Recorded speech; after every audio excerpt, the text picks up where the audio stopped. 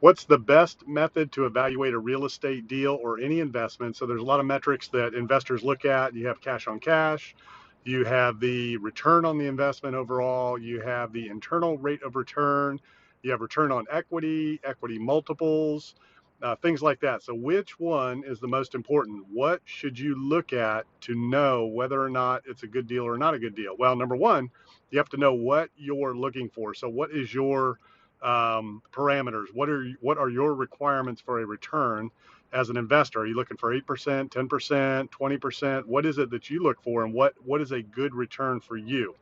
So what you want to look at is you want to look at the return on that investment over time, which the best gauge of that is the internal rate of return. So if you put $100,000 into a deal that is a 5-year deal, and you get a percentage of the cash flow, you get equity on the back end or profits on the back end when it sells. You add all that up over the life of the investment, and you have your internal rate of return on that investment. It's a discounted cash flow model, very complicated formula, but at the end of the day, it basically measures the time value of that investment.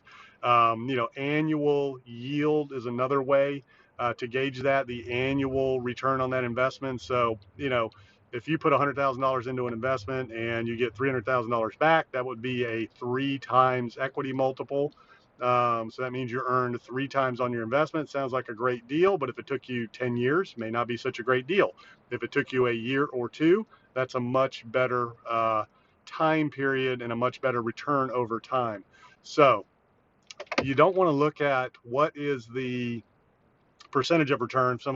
If you're looking at an opportunity that says, oh, we'll give you 50% on your money, or 100% return, or a 20% return, whatever it is, you want to look at the time period. Okay, how long is it going to take me to get that 20% return? And is that a annual yield, or is that just over the life of the investment?